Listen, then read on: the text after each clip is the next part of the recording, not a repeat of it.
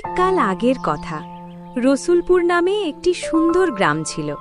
সেই গ্রামে রহিম নামে এক কাঠুরে বাস করত। রহিম খুব সৎ এবং পরিশ্রমী ছিল। সে সর্বদা নিজের কাজ নিয়ে খুশি থাকত। তার কাছে খুব বেশি টাকা পয়সা ছিল না, কিন্তু সে নিজের জীবন নিয়ে সন্তুষ্ট ছিল। রহিমের সংসারে তার স্ত্রী সালমা এবং তাদের 2 সন্তান ছিল। রহিম গ্রামের মহাজন শেঠ লিয়াকত আলীর এখানে কাঠ কাটার কাজ করত। কাঠ কাটার বিনিময়ে শেঠ লিয়াকত রহিমকে যে টাকা দিত, তা দিয়েই রহিম এবং তার পরিবারের সংসার চলত।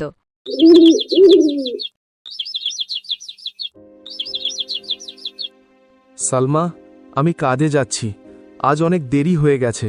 তুমি বাচ্চাদের স্কুলে দিয়ে এসো। জি, স্কুলে তো আমি দিয়ে আসব, কিন্তু হাসান আর রিনা গত 2 দিন ধরে বলছে যে তাদের স্কুলের শিক্ষিকা বেতনের জন্য তাগাদা দিচ্ছেন।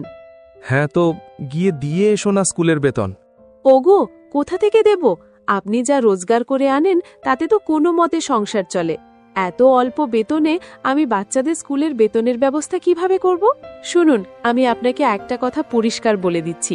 আপনি শেঠ লিয়াকত সাহেবকে বেতন বাড়ানোর কথা বলুন। দিন দিন খরচ বাড়ছে। বাজারে সবজি কিনতে গেলে দেখি সবজির দাম আকাশ ছোঁয়া। তার ওপর বাচ্চাদের পড়াশোনার খরচ, ঘরের খরচ। এত কম বেতনে কিভাবে চলবে?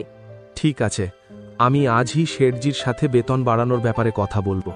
এই বলে রহিম কাজের উদ্দেশ্যে বেরিয়ে পড়ল। কাজের জায়গায় পৌঁছে রহিম তার সহকর্মী হামিদের সাথে দেখা করল। আরে ভাই, আজ তো বেতন পাওয়ার দিন। দেখো, আজ এই শেঠ লিয়াকত নিশ্চয়ই কোনো না কোনো ঝামেলা করবে।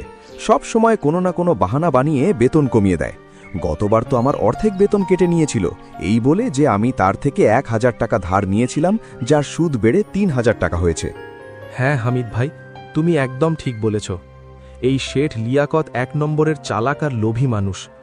এক তো দ্বিগুণ কাজ করিয়ে নেয়, আর বিনিময়ে পুরো টাকাও দেয় না। হ্যাঁ ভাই, গতবার শেঠ লিয়াকত আমারও বেতন কেটে নিয়েছিল। আমি মাত্র 2 দিন ছুটি নিয়েছিলাম, যখন আমার মেয়েটা খুব অসুস্থ ছিল, আর এই লিয়াকত সেই সুযোগ নিয়ে আমার অর্ধেক বেতন কেটে নিল। হে আল্লাহ, শেঠজি যেন এইবার আমার পুরো বেতনটা দিয়ে দেন। বাচ্চাদের স্কুলের বেতন জমা দিতে হবে। এরপর সব কাঠুরে তাদের কাজে লেগে গেল। কাজ শেষ করার পর সবাই শেঠ লিয়াকতের কাছে গেল। শেঠজি, মাস শেষ হয়েছে, আমাদের বেতনটা দিয়ে দিন। দেখো ভাইরা, এখন আমার কাছে তোমাদের দেওয়ার মতো টাকা নেই। এখনো মাল বিক্রি হয়নি, সব মাল গুদামেই পড়ে আছে। কাল বা পরশু তোমাদের বেতন পেয়ে যাবে। কিন্তু শেঠজি, আমাদের কাছে এখন একদম টাকা নেই। ঘরের বাজার করতে হবে, বাচ্চাদের স্কুলের বেতন দিতে হবে। আরে বললাম তো, 1-2 দিন আরো অপেক্ষা করো। কাল পরশুর মধ্যে টাকা পেয়ে যাবে। এখন আমার কাছে টাকা নেই। সব কাঠুরে হতাশ মনে নিজ নিজ বাড়ি ফিরে। ও, কি হলো? এইবার কত বেতন পেলেন? সালমা, এখনো কোনো বেতন পাইনি। শেঠজি বলেছেন 1-2 দিনের মধ্যে বেতন দিয়ে দেবেন। বেতন পাননি? আপনি তো জানেন বাচ্চাদের বেতন দিতে হবে। ওদের শিক্ষিকা আজ পরিষ্কার বলে দিয়েছেন যে কাল বেতন না দিলে বাচ্চাদের যেন স্কুলে না পাঠাই। এখন বলুন, আমি কি করব? আমি কি করব সালমা? এই শেঠজি কখনোই সময় মতো টাকা দেন না। এখন অপেক্ষা করা ছাড়া আমাদের আর কোনো উপায় নেই। 1-2 দিনের তো ব্যাপার, দেখা যাক। এভাবেই 2 দিন কেটে গেল। 2 দিন পর শেঠ লিয়াকত সবাইকে বেতন দিতে ডাকল। এই নে হামিদ, তোর এই মাসের বেতন। শেঠজি, এ তো মাত্র 2000 টাকা। আমি তো এই মাসে 3000 টাকার কাজ করেছি। হ্যাঁ, কাজ তো করেছিস, কিন্তু তুই 1 ঘন্টা বিশ্রামও তো নিয়েছিস। এই টাকা সেই বিশ্রামের জন্যই কাটা হয়েছে। কিন্তু শেঠজি, আপনি তো বলেছিলেন 8 ঘন্টা কাজের জন্য মাসে 3000 টাকা দেবেন। আমি তো পুরো 8 ঘন্টাই কাজ করেছি, আর 1 ঘন্টা দুপুরের বিরতি ছিল। দেখ হামিদ, আমাকে বেশি হিসেব বোঝাস না। এই 2000 টাকা রাখলে রাখ, আর যদি না চাস তো অন্য কোথাও কাজ খুঁজে নে।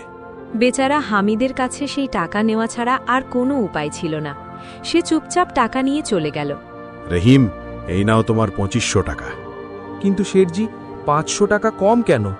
আমার তো পুরো 3000 টাকা পাও না। আমি তো কোনো ছুটিও নিইনি আর বিশ্রামও করিনি। আমি তো আমার সব কাজ সময় মতো করেছি। হ্যাঁ, সময় মতো তো করেছ, কিন্তু এখন বাজারে কাঠের দাম অনেক কমে গেছে। এই কারণে এখন তুমিও বেতন কম পাবে যতক্ষণ না কাঠের দাম বাড়ছে। কিন্তু শেঠজি, কথা তো ৩,০০০ টাকার হয়েছিল, এখন ২৫০০ টাকায় আমি কিভাবে সংসার চালাবো? বাচ্চাদের স্কুলের বেতনও দিতে হবে। শেঠজি, এইবার অন্তত পুরো টাকাটা দিয়ে দিন। ২৫০০ টাকাই পাবে। এখানে কাজ করতে হলে করো, না হলে অন্য কোথাও কাজ খুঁজে নাও। রহিমেরও সেই টাকা নেওয়া ছাড়া আর কোনো উপায় রইল না। আরে ভাই, এই শেঠ লিয়াকত ১ নম্বরের বেইমান মানুষ।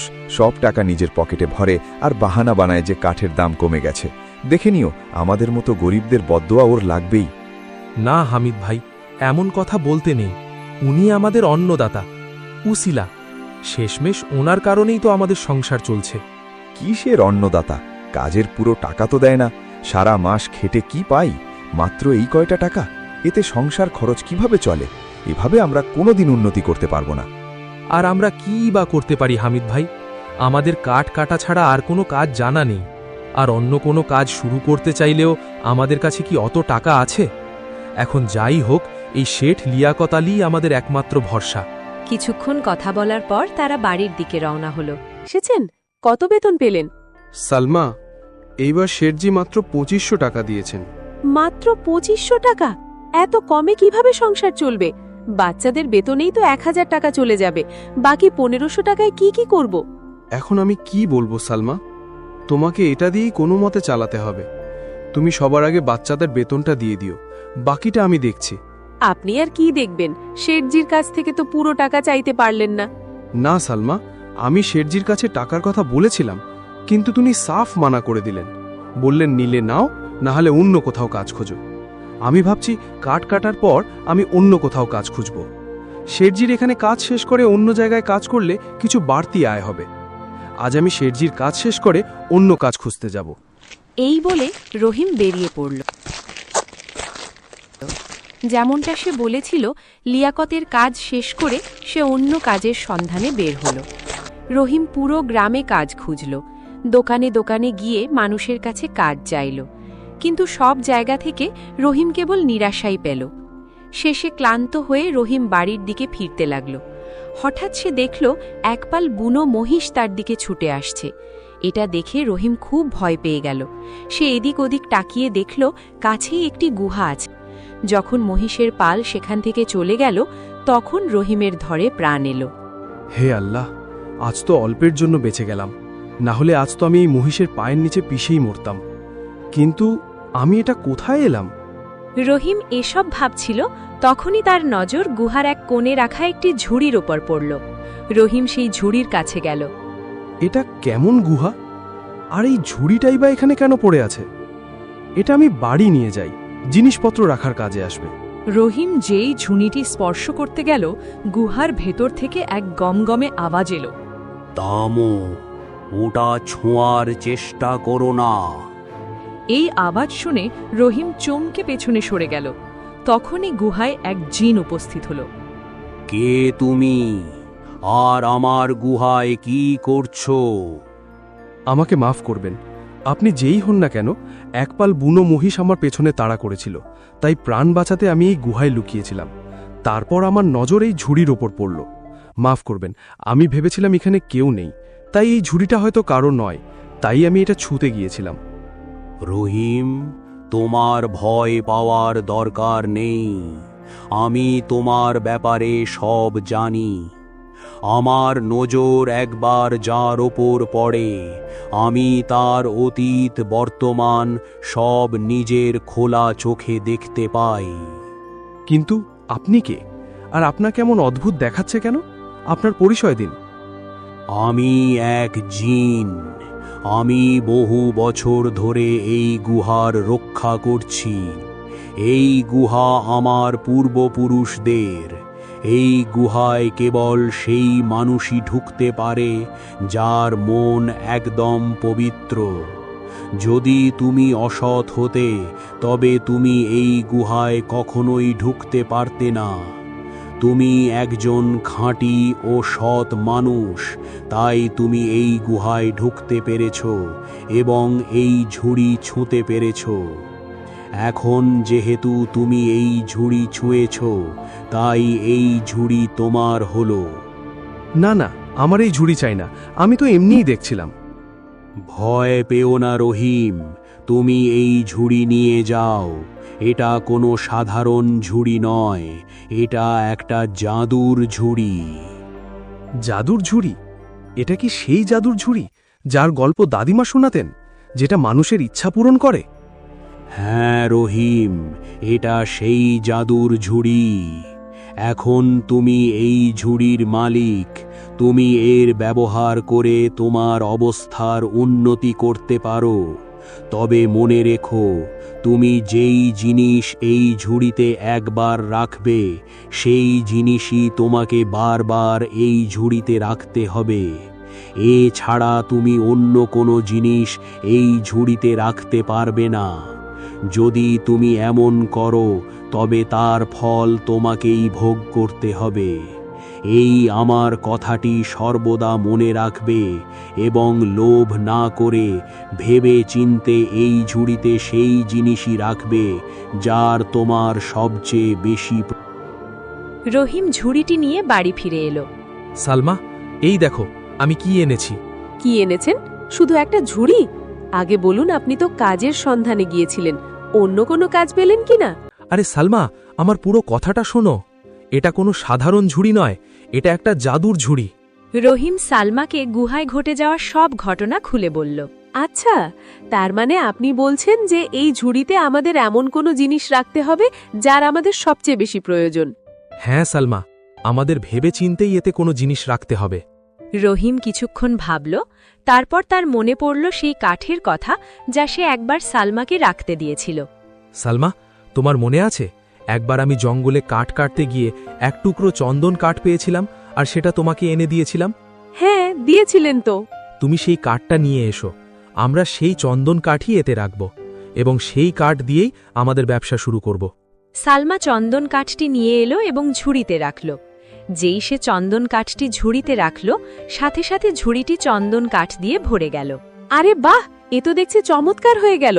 এই দেখুন, কতগুলো চন্দন কাঠ হয়ে গেছে। যদি আপনি এগুলো বিক্রি করেন তবে অনেক ভালো দাম পাবেন। হ্যাঁ সালমা, আমি কাল সকালেই বাজারে গিয়ে এগুলো বিক্রি করে আসব, আর যা টাকা পাবো তা দিয়ে আমরা হাসান আর রিনা স্কুলের বেতন দেব, আর বাকি টাকা জমিয়ে রাখব। পরের দিন রহিম শেঠ লিয়াকতের কাছে কাজে না গিয়ে চন্দন কাঠ বিক্রি করার জন্য বাজারের দিকে রওনা হল। সেখানে রহিম চন্দন কাঠগুলো খুব সুলভ মূল্যে বিক্রি করল, যার ফলে সাধারণ মানুষের পাশাপাশি বড় বড় ব্যবসায়ীরাও রহিমের কাছ থেকে চন্দন কাঠ কিনল। কাঠ বিক্রি করে রহিম বেশ ভালো টাকা পেল। টাকা নিয়ে রহিম বাড়ি ফিরে এলো। এই দেখো সালমা, ওই কাঠগুলো বিক্রি করে আমি কত টাকা পেয়েছি। এই নাও কিছু টাকা, এটা দিয়ে তুমি কালই হাসান আর রিনা স্কুলের বেতন দিয়ে এসো। আচ্ছা, তাহলে এখন আমি কাজে যাই। শোনো, আমার কাছে এখন এই জাদুর ঝুড়ি আছে, তাই আমার আর ওই লোভী শেঠ লিয়াকতের ওখানে কাজ করার কোনো দরকার নেই। তাহলে আপনি কি করবেন? আমি শেঠ লিয়াকতের ওখানে কাজে যাব না ঠিকই, কিন্তু আমি সেখানে কাজ করা বাকি কাঠুরে ভাইদের এই খুশির খবরটা দিতে যাচ্ছি। কারণ শেঠ লিয়াকতের অত্যাচারে আমার সাথে সাথে ওরাও খুব কষ্টে আছে। তাই যদি আমার ভালো হয় তাহলে আমি কেন ওদের ভালো করব না? ওরা সবাই সৎ কাঠুরে, অনেক পরিশ্রম করে, কিন্তু লিয়াকত কখনোই ওদের পরিশ্রমের সঠিক মূল্য দেয়নি। তাই আমি ভেবেছি আমি ওদের সবাইকে আমার এই ব্যবসায় সামিল করে নেব। ওগো, আপনার কথা একদম ঠিক। যদি আপনারা সবাই মিলে কাজ করেন তবে আমরা সবাই খুব তাড়াতাড়ি উন্নতি করতে পারব। রহিমের সততা এবং উদারতায় শুধু তার নয়, পুরো কাঠুরে সম্প্রদায়ের ভাগ্য বদলে গেল। শেঠ লিয়াকতের শোষণ থেকে তারা মুক্তি পেল এবং সুখে শান্তিতে দিন কাটাতে লাগল।